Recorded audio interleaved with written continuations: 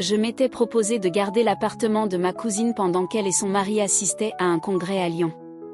C'était une demande simple, une faveur sans grande contrainte, que j'acceptais avec plaisir. Peut-être parce que j'avais besoin de changer d'air, ou simplement de me retrouver seule dans un lieu qui n'était pas chez moi, mais où je me sentais paradoxalement bien. L'appartement, situé dans le quartier paisible du Vieux-Lille, dégageait ce charme discret et un peu désuet que seuls les lieux anciens savent encore offrir. Il y avait dans ces murs quelque chose de réconfortant et de rassurant, comme une mémoire douce logée dans chaque meuble, chaque recoin. Tout y respirait la sérénité. Moderne, oui, mais sans froideur. Chaleureux, sans être étouffant. Lumineux le jour, apaisant la nuit. Mais quand la nuit tombait, justement, ce calme devenait autre chose. Une fois le soleil couché et la ville endormie, l'appartement se transformait. Le silence prenait toute la place, un silence profond, presque palpable. Ce n'était plus le silence du repos, mais celui, plus étrange, plus dense, de l'attente. Il s'infiltrait dans les murs, entre les objets, comme un souffle ancien. Parfois, je m'imaginais que ce lieu avait vu plus que ce qu'on voulait bien lui confier. Que les murs gardaient des secrets. Ce n'était peut-être que mon imagination, mais peut-être pas. Ce soir-là, les choses ont dévié du scénario prévu. En fin de soirée, j'ai reçu un message rapide de ma cousine, le vol de Julien a été annulé, il prend un autre avion demain matin. Un contretemps banal, une simple réorganisation de leur retour. J'ai répondu avec assurance que tout allait bien, que je gérais. Après tout, j'aimais être seule ici. J'aimais lire sans être dérangée, traîner en peignoir, me perdre dans la vapeur d'un bain chaud, ou écouter les disques de jazz qu'elle laissait toujours tourner doucement en fond sonore. Ces instants avaient un goût d'intimité rare, presque volé. Mais un peu après 1h du matin, un bruit inattendu a brisé cette tranquillité. La porte d'entrée s'est ouverte. Je suis sortie dans le couloir, les sens en éveil. Et là, je l'ai vu. Julien. Une petite valise à la main, les cheveux humides, ruisselants de pluie, les vêtements froissés par le voyage. Il semblait surpris de me voir debout à cette heure-là, mais il n'était pas mécontent. Nos regards se sont croisés, et il m'a offert un sourire épuisé, presque fragile. « Bienvenue chez toi », ai-je lancé d'une voix légère, tentant de masquer mon trouble.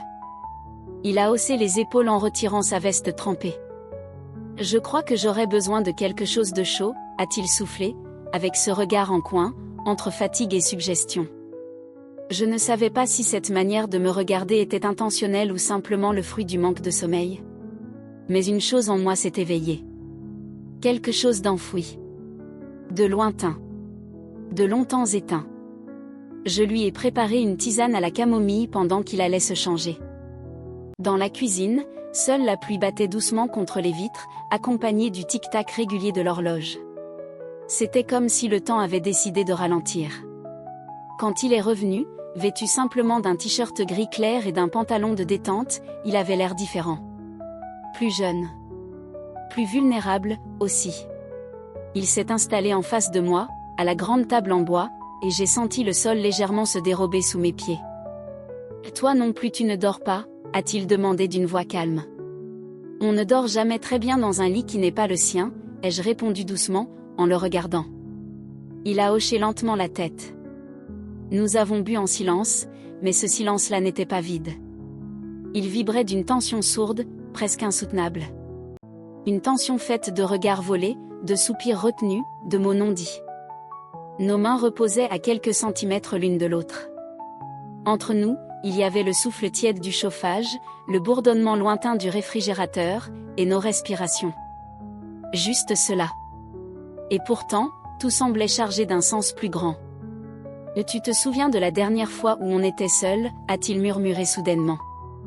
J'ai hésité. « Le mariage de ta femme, peut-être ? Tu étais différent ce jour-là, plus distant. » J'ai tenté un sourire maladroit. Ce n'est pas facile d'être la cousine avec qui on te compare toujours. Il a ri, un rire doux, presque triste. Tu ne devrais pas porter ce fardeau. Le temps, à ce moment-là, s'est suspendu. Ce n'étaient pas tant les mots qui comptaient, mais la manière dont il me regardait. Ce n'était pas un regard qui déshabillait, non. C'était plus subtil, plus perçant, presque dérangeant. C'était un regard qui voyait. Et pour la première fois depuis si longtemps, je me sentais vue.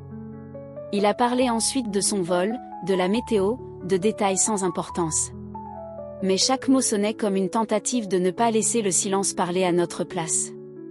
Pourtant, ce silence entre nous, il disait tout. J'ai eu envie de le toucher. Pas dans un élan de possession. Juste pour sentir s'il était bien réel. Pour savoir si ce que je ressentais l'était aussi. Je lui ai demandé pourquoi il ne dormait pas. Il m'a répondu. Parce qu'il y a des choses qui empêchent le sommeil tant qu'on ne les affronte pas. Sa phrase a laissé une brèche dans l'air, une pause lourde, pleine de sous-entendus. Et j'ai compris. Moi aussi, je portais en moi quelque chose d'inaffronté, quelque chose de non dit. Je suis montée me coucher, espérant fuir ce vertige. Mais le sommeil ne venait pas. Mon esprit restait prisonnier de cette scène, de ce regard, de cette tension. À 3 heures du matin, j'ai descendu les escaliers dans l'obscurité. Une soif inventée pour justifier mon besoin d'être là, de le retrouver. Et il était là. Appuyé contre le frigo, vêtu toujours de ce même t-shirt gris, il m'a regardé sans surprise. Comme s'il m'attendait. « Toi encore ?» ai-je murmuré. « Et toi toujours ?» a-t-il répondu. Nous étions là, face à face, séparés par un simple mètre. Un mètre, rien de plus. Mais ce mètre-là, ce n'était pas juste une mesure d'espace. C'était une frontière invisible, tendue, vibrante. Un espace chargé de tensions, de possibilités, de non-dits qui brûlaient entre nous comme un fil électrique prêt à rompre. « Dis-moi de m'arrêter » a-t-il murmuré, presque dans un souffle, la voix basse, tremblante, comme si lui-même redoutait ce qu'il venait de prononcer. Mais je ne l'ai pas arrêté. Parce que le faire aurait été mentir. Et mentir, à ce moment précis, aurait été bien plus cruel que de se taire. Ce que je ressentais, profondément, viscéralement, dépassait les mots. Le silence était plus juste. Plus vrai. Alors, sa main s'est approchée, lentement, presque timidement. Elle a frôlé la mienne. Pas une prise. Pas une caresse. Juste un contact léger, infime, mais suffisant pour faire éclater la digue fragile que nous avions tous les deux érigée. Il n'y eut pas d'explication. Pas de phrase. Aucune justification. Rien à dire. Rien à ajouter.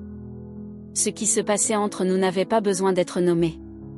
C'était une vérité nue, silencieuse, mais plus forte que tous les discours. Ce fut un moment suspendu. Hors du temps. Sans promesse, sans lendemain, sans avenir tracé. Mais ô combien réel. Un instant qui brûlait dans l'instant même où il naissait. Après cela, je suis restée seule, longtemps, dans la cuisine. Mon corps encore figé, mon esprit en ébullition. Je m'étais assise, le front posé contre la table froide. Mes yeux se perdaient dans les détails du quotidien, les miettes oubliées sur la nappe, les traces de doigts sur le verre, les restes de vie banale dans un moment qui ne l'était plus du tout. Le silence était revenu, comme un vieux compagnon. Mais ce n'était plus le même silence que la veille. Il n'avait plus cette lourdeur inquiétante. Il flottait autour de moi avec douceur, presque comme une caresse. Il enveloppait les souvenirs brûlants de cette nuit, les gardait en lieu sûr, les protégeait. Au matin, tout semblait étrangement normal. Les rideaux étaient ouverts, les tasses traînaient dans l'évier, et lui était dehors, dans le jardin, arrosant les plantes. Le tableau de la routine, presque parfait. Et pourtant, rien n'était plus pareil. Il avait remis sa chemise, refermant son col comme s'il voulait effacer la nuit, comme si de rien n'était. Mais moi je le voyais autrement. Je l'ai observé en silence depuis la fenêtre. Ses gestes tranquilles, précis, familiers. Et cette nuque, que je connaissais désormais autrement. En moi, une étrange paix avait pris place. Une sorte de soulagement profond, comme si j'avais enfin pu respirer après de longs mois en apnée. Ce que j'avais retenu, enfoui, comprimé en moi, avait trouvé une échappée. Les 2 jours suivants, nous avons vécu en surface.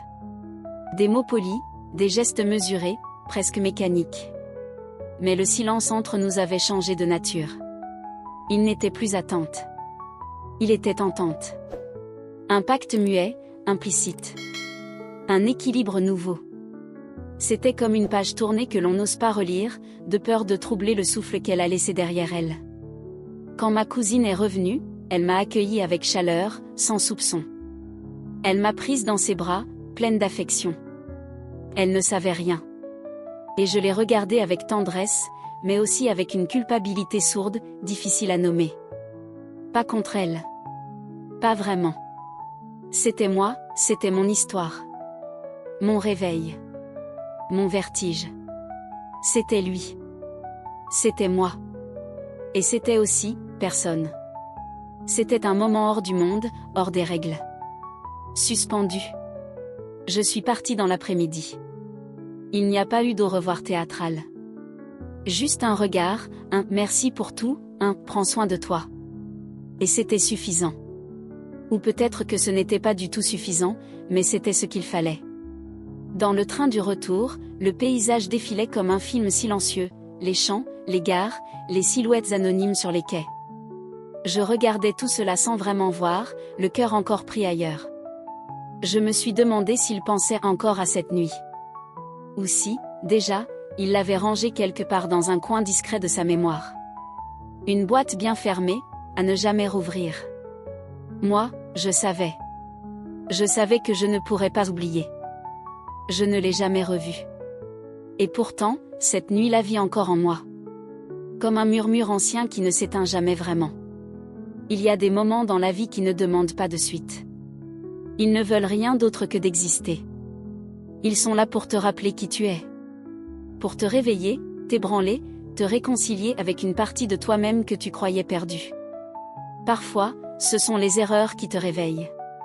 Parfois, ce sont les vérités silencieuses qui te bouleversent. Et il arrive que certains désirs, une fois révélés, restent à jamais inscrits dans ta chair. As-tu déjà vécu un moment que tu ne peux raconter, mais que tu ne pourras jamais effacer? Raconte-le-moi en commentaire. Ici, il n'y a pas de jugement. Seulement des émotions. Laisse un j'aime si toi aussi, un jour, tu t'es laissé emporter par l'inattendu. Et partage cette histoire avec quelqu'un qui comprend, au fond, que parfois, le désir ne se choisit pas. Il s'impose.